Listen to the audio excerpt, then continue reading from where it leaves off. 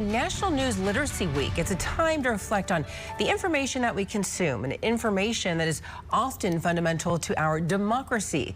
But in some places, like our prisons and jails, that flow of information doesn't really seem to exist. One nonprofit organization is trying to change all of that. National correspondent Jamal Andrus has the story.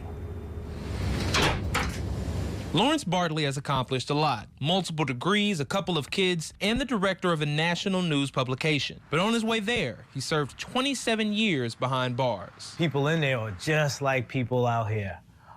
They laugh, they cry. Some people are very honorable. Some people are dishonorable. Bartley says one of the most startling differences between life before and after prison is access to information. When you have old text, antiquated stuff, it's like akin to being a mechanic that can only work on a 1973 Buick, but then you get out in the free world, they have Teslas.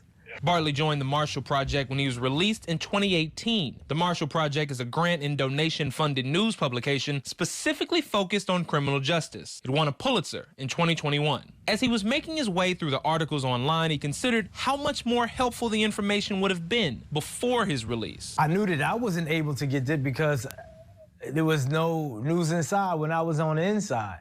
But if I could create it, if I could curate all our articles and package it in a way that prison administrators would accept it into the institutions, then I could be helpful to people who are still in.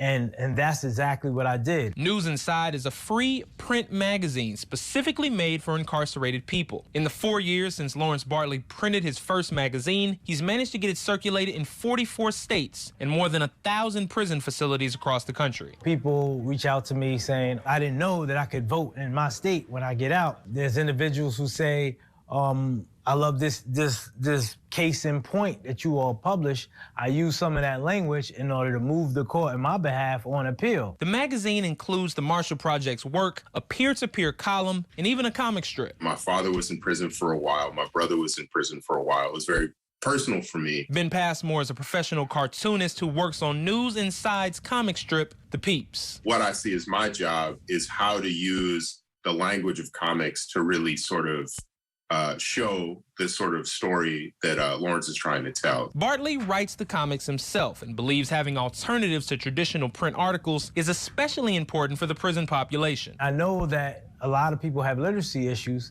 so some people can get news through comic strip. It always deals with real issues that incarcerated people face, and it always has a twist of humor. According to Prison Policy Initiative, prisoners are far more likely to struggle with literacy. I feel honored to make this, silly little comic that goes inside. The Marshall Project has plans to print News Inside in different languages and expand to all 50 states. From being a young kid inside of a prison way north of the state, tucked into solitary confinement, which is a prison in a prison, to be where I am now is a humbling experience and a blessing that I do not take for granted. Jamal Andrus, Scripps News.